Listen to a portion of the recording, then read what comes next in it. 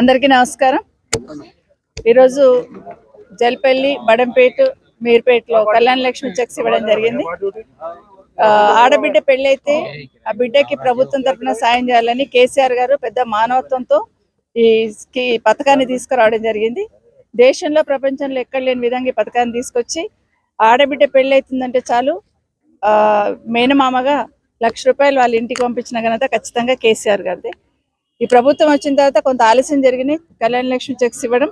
ఇప్పటికైనా రిలీజ్ చేస్తున్నారు, ఇంకా చాలా మంది వచ్చారు, అవి కూడా రిలీజ్ చేయాలని ప్రభుత్వాన్ని విజ్ఞప్తి చేస్తా ఉన్నాను। అదే కాకుండా ఎన్నికల కన్నా ముందు కాంగ్రెస్ ప్రభుత్వం అధికారంలోకి వస్తే కళ్యాణ లక్ష్మి ₹1,00,000తో పాటు, షాదీ ముబారక్ ₹1,00,000తో పాటు తులం బంగారం ఇస్తామన్నారు। అది కూడా పబ్లిక్ ఇప్పటికి ఎదురు చూస్తున్నారు, ఖచ్చితంగా ఇవ్వాలని కోరుతా ఉన్నాను। ఇప్పుడు చెక్లు ఇచ్చిన వాళ్ళకి, ఎందుకంటే ఆల్మోస్ట్ బంగారం ఇస్తామని అష్యూరెన్స్ ఉంది కాబట్టి ఇప్పుడు చెక్ ఇస్తున్న వాళ్ళకి కూడా తర్వాత అయినా కూడా తులం బంగారం ఇవ్వాలని కోరుకుంటారు, ఎందుకంటే వాళ్ళకి ఖచ్చితంగా తులం బంగారం బాకీ ఇప్పుడు ఈ ప్రభుత్వం। ఇప్పుడు చెక్లు అందుకున్న వాళ్ళకి కూడా ఖచ్చితంగా ఇవ్వాలి। ఈ ప్రభుత్వం వచ్చినప్పటి నుండి ఎన్ని చెక్లు అయితే రిలీజ్ చేసినామో వాళ్ళందరికీ ఆలబ్ధిదారులకు కూడా తులం బంగారం ఇవ్వాలని కోరుతా ఉన్నాను। ఇదే కాకుండా ప్రధానంగా ఈ ప్రభుత్వానికి నాది ఒకటే ఒక రిక్వెస్ట్, నా మహేష్ నియోజకవర్గం నుండి ఈ రాష్ట్ర ముఖ్యమంత్రి గారికి మనస్ఫూర్తిగా విజ్ఞప్తి చేస్తా ఉన్నాను। ఎందుకంటే నా నియోజకవర్గంలో చాలా కాలనీస్ ఉంటాయి, డెవలప్మెంట్ చాలా ఫాస్ట్గా అవుతూ ఉంటుంది కాబట్టి ఇన్ఫ్రాస్ట్రక్చర్కి గతంలో కేసీఆర్ గారు స్పెషల్ డెవలప్మెంట్ ఫండ్ కింద 150 కోట్లు, ఈ జల్పల్లికి అయితే 50 కోట్లు ఇచ్చారు। అట్లాగే హెచ్ఎండిఏ నుండి 95 కోట్ల రూపాయలు, ఇవన్నీ కూడా ఈ ప్రభుత్వం రాగానే నాట్ స్టార్టెడ్ వర్క్స్ అని కోడ్ ఉంది కాబట్టి ఎలక్షన్ ముందర స్టార్ట్ చేయలేకపోయినాము, అవన్నీ క్యాన్సిల్ చేయడం జరిగింది।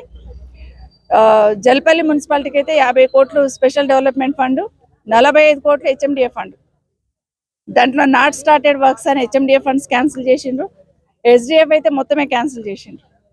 నా నియోజకవర్గంలో దాదాపుగా 250 కోట్ల వరకు ఫండ్స్ క్యాన్సిల్ చేసిండ్రు।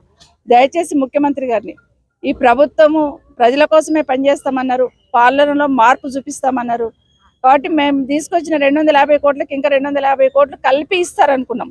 మార్పు అంటే డెఫినెట్గా మా ప్రభుత్వం చేసిన దానికన్నా, కేసీఆర్ గారు చేసిన దానికన్నా ఇంకా డబల్ చేస్తారని ఎక్స్పెక్ట్ చేసినాం, కానీ ఈరోజు మా నియోజకవర్గంలో ఈ ఫండ్స్ అన్ని కూడా ఆపేసి ఉన్నారు। దయచేసి ప్రజల పట్ల ఏమాత్రం అభిమానం ఉన్నా, ఈ ప్రాంతం పట్ల, ఈ అభివృద్ధి పట్ల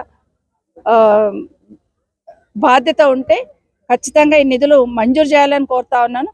ఎందుకంటే ఇది రాజకీయ విమర్శ కాదు, ఈ నియోజకవర్గం పట్ల నా బాధ్యత కాబట్టి ఇక్కడ బాధ్యత గల పార్టీలకు సంబంధించిన ఏ నాయకులైనా కానివ్వండి, మీరు ఆ ప్రభుత్వంలో ఉన్న వాళ్ళైనా కానివ్వండి, మీ ప్రభుత్వం మీద ఒత్తిడి తీసుకురండి, ఈ నిధులను ఆపొద్దు, ఈ నిధులను రిలీజ్ చేయమని। నేను ప్రతిపక్షంలో ఉన్నా కాబట్టి ఖచ్చితంగా క్యాన్సిల్ చేస్తామంటే ప్రజలు ఎట్టి పరిస్థితులలో యాక్సెప్ట్ చేయరు।